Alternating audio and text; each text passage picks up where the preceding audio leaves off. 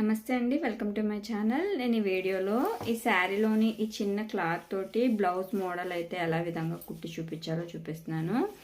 ఎక్కడ స్కిప్ చేయకుండా చూడండి, చాలా ఈజీగా స్టిచ్ చేసుకోవచ్చు. కొత్తగా నేర్చుకునే వాళ్ళు కూడా వీడియోలోకి వెళ్ళిపోదు. నచ్చితే ప్లీజ్ లైక్ చేసి ఛానల్లోనే ఒక 2-3 వీడియోలు చూసి నచ్చితే సబ్స్క్రైబ్ కూడా చేసుకోండి. Thank you.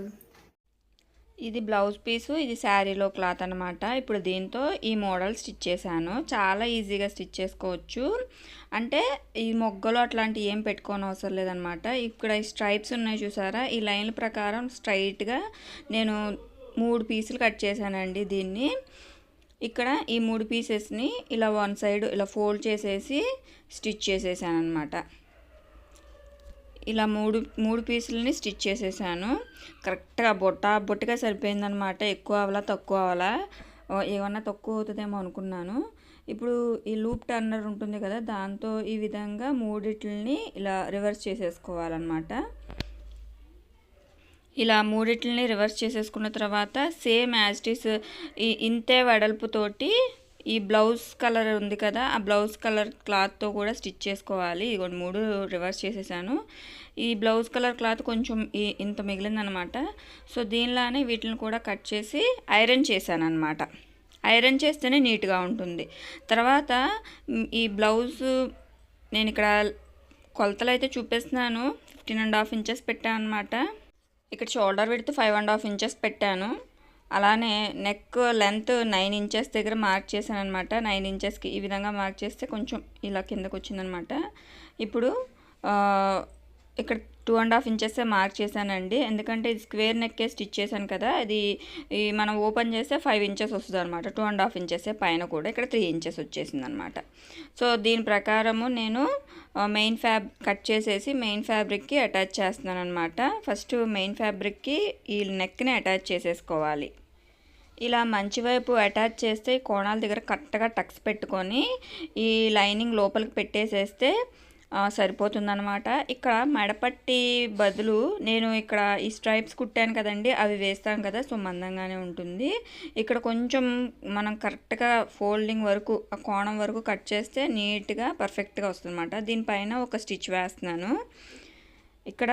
ఇక్కడ కోణం కరెక్ట్గా రావాలంటే అక్కడ మనం కట్ చేసుకున్నాం కదా, ఆ కటింగ్ నీట్గా ఉంటేనే కుట్టు వరకు వెళ్తేనే ఈ కోణం వరకు వస్తుంది అనమాట. ఇప్పుడు ఈ స్క్వేర్ దగ్గర చుట్టూతూ ఈ స్ట్రైప్స్ ఏదైతే స్టిచ్ చేసామో దాన్ని స్టిచ్ చేసేస్తాను. దానికన్నా ముందు ఇక్కడ నేను నవ్వారు వెళ్ళినట్టు మోడల్ పెట్టాను కదా, దానికి మెడ ఎంత సైజు ఉందో అంత పేపర్ అయితే తీసుకొని ఫస్ట్ పేపర్ మీద స్టిచ్ చేస్తున్నాను అనమాట. ఇక్కడ అడ్డంగాను పెట్టుకోవచ్చు, కానీ నేను ఇలా క్రాస్గా పెట్టాను అనమాట. ఈ విధంగా ఫస్ట్ మిడిల్ వన్ పెద్దగా ఉన్నది ఈ విధంగా పెట్టేసేసుకొని ఒకవైపు స్టిచ్ చేసేసి ఎంతవరకు ఉందో అంతవరకు ఈ విధంగా ఫస్ట్ కట్ చేస్తాను అనమాట. దగ్గరగానే పెడుతున్నానండి, దూరంగా ఏం పెట్టట్లేదు. జాగ్రత్తగా చూస్తే కొత్తగా నేర్చుకునే వాళ్ళు కూడా చక్కగా స్టిచ్ చేసుకోవచ్చు. చాలా సింపుల్గా స్టిచ్ చేసుకోవచ్చు, హెవీగా ఉండదు, మోడల్ పెట్టినట్టు ఉంటుందన్నమాట.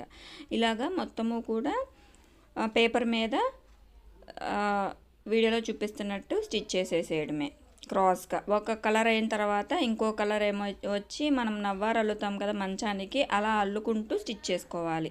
ఇక్కడ పేపర్ ఎంతవరకు ఉందో అలా కట్ చేసుకోవాలన్నమాట. ఇక్కడ మన క్లాత్ కూడా చూసుకోవాలి. శారీలో క్లాత్ నేను అంతే కట్ చేశాను, చెప్పాను కదండి బొట్టుగా సరిపోయిందని. ఎక్కువ అవ్వాలా తక్కువ అవ్వాలా ఇలా మొత్తం సరి చేసుకోవాలి.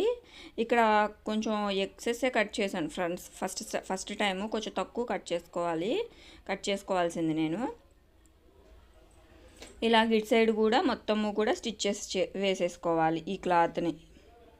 ఇలా మొత్తం ఒక కలర్ ఒక లైన్ ఇలా స్టిచ్ చేసేసాక ఇంకో కలర్ తోటి స్టిచ్ చేసాం కదా, ఇలానే వీటిని ఐరన్ చేసుకోవాలండి. ఐరన్ చేసుకుంటేనే మనం చెప్పినట్టు నీట్గా ఈ విధంగా ఉంటుందన్నమాట. ఇలాగా మొత్తము కూడా నవారల్లే అల్లేసేసుకోవాలన్నమాట. ఒకదానిపైన ఒకటి ఈ విధంగా పెట్టుకొని, ఒకటి పైన ఒకటి లోపలికి ఈ విధంగా పెట్టుకోవాలన్నమాట. పెట్టుకొని అల్లేసుకోవాలి. తర్వాత ఇది కదలకుండా ఒకవైపు మటుకు స్టిచ్ వేసుకోవాలి. ఇప్పుడు ఇవి స్టిచ్ చేసుకున్నాం కదా, ఒకవైపు స్టిచ్ చేసుకుంటే కదలవు, చిన్న క్లాత్ కదండి, అందుకనే దీన్ని మటుకు స్టిచ్ చేశాను. తర్వాత ఉన్న వాటిని ఎక్కువ స్టిచ్ చేయలేదన్నమాట, కరెక్ట్గా సరిపోయినాయి. అంటే మొత్తం పెట్టేసినాక స్టిచ్ చేశాను అనమాట. ఇది కొంచెం అటు ఇటు అవుతాయి, అంతేనా సరి చేసుకోవడమే. ఇప్పుడు ఇంకొకటి కూడా సేమ్ యాజ్ ఇట్ ఈస్ ఇలానే తీసుకోవాలన్నమాట. ఇక్కడ వీడియోలో చూపిస్తున్నాను చూడండి, ఒక పైన ఉన్న దానికి ఆపోజిట్ నుంచి మనం తీసుకోవాలి. సేమ్ నవారు అల్లినట్టేను కొంచెం దగ్గరికి పెట్టుకోవాలి. ఇదిగోండి, ఈ థర్డ్ లైన్ కూడా కంప్లీట్ అయిపోయింది. ఇక్కడ ఈ కలర్ క్లాత్తో నేను 2 కట్ చేశాను అనమాట, 2 స్ట్రైప్స్. ఈ బ్లూ కలర్ అనేది ఎక్కువగా పెట్టాను అనమాట. ఎక్కువగా పెట్టి ఈ రెడ్ కలర్ అనేది బచ్చల పండు రంగు అనేది కొంచెం తక్కువ క్లాతే పెట్టాను అనమాట. ఇప్పుడు పేపర్ మొత్తం ఫిల్ చేసేసినాక ఇలా అల్లేసినాక ఒకసారి పేపర్ ఎట్లా అయితే ఉందో దాని పలంగా పేపర్ మీద స్టిచ్ పడేలాగా కుట్టుకోవాలన్నమాట. ఇవన్నీ కదులుతూ ఉంటాయండి, జాగ్రత్తగా స్టిచ్ చేసుకోవాలి. యాక్చువల్లీ ఇవి కదలకుండా స్టిచ్ చేసుకుంటూ అల్లుకోవచ్చు, బట్ నేనంతా ఒకేసారి అల్లేసినాక దీని చుట్టూతూ స్టిచ్ వేస్తాను అనమాట. ఇవి కుట్టేసేటప్పుడు కొంచెం దగ్గరికి చూసుకొని కరెక్ట్గా ఉన్నాయా లేదో చూసుకొని జాగ్రత్తగా స్టిచ్ చేసుకోవాలన్నమాట. ఇలా చుట్టూతూ స్టిచ్ చేసేసుకున్న తర్వాత మన బ్లౌజ్ మీద ప్లేస్ చేస్తున్నాను అనమాట. ఎటువైపు పెడితే నీట్గా ఉంటుంది అనేది చూసుకొని ఇక్కడ ఎక్సెస్ ఉన్నది కట్ చేసేసుకోవాలన్నమాట. ఫస్ట్ నడుం పట్టి కూడా వేసేసి చుట్టూతూ మెయిన్ ఫ్యాబ్రిక్ లైనింగ్ జాయింట్ చేసి డార్సులు కూడా వేసేసాను అనమాట, అటు ఇటు కూడాను. ఇప్పుడు దీన్ని ప్లేస్ చేస్తున్నాను. ఇక్కడ 4 పలకలుగా ఎక్కడ ఉందో చూసుకొని దీన్ని ఈ విధంగా ప్లేస్ చేస్తున్నాను.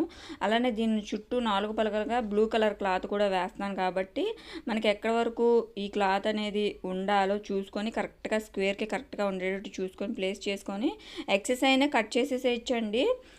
మనకి కరెక్ట్గా ప్లేస్ అవ్వాలన్నమాట, నీట్గా రావాలన్నమాట. ఇలాగా పెట్టేసేసి చుట్టూతూ స్టిచ్ చేసేస్తాను అనమాట. ఇది ఇంకోలాగా కూడా స్టిచ్ చేసుకోవచ్చు. ఈ పలక స్క్వేర్ మొత్తము ఈ మిడిల్ పార్ట్ కట్ చేసేసి దీన్ని అటాచ్ చేసేసి మనం స్టిచ్ చేయొచ్చు. ఆ ప్రాసెస్ అంతా చాలా పెద్దగాను కొంచెం కష్టంగా కూడా ఉంటుంది, ఎందుకంటే మళ్ళీ అక్కడ ఎగ్జాక్ట్ సెట్ అవ్వాలి. మనం కుట్టిన ఈ నవార్ అనేది డిజైన్ అనేది అక్కడ కరెక్ట్గా ఎగ్జాక్ట్గా సెట్ అవ్వాలి. సో ఇది సింపుల్ అని చెప్పింది, అందుకనే ఈజీగా స్టిచ్ చేసుకోవచ్చు కొత్తగా నేర్చుకునే వాళ్ళు కూడా అని చెప్పింది, అందుకనే. సో ఈ మెథడ్ అయితే ఈజీగా స్టిచ్ చేసుకోవచ్చు కదా.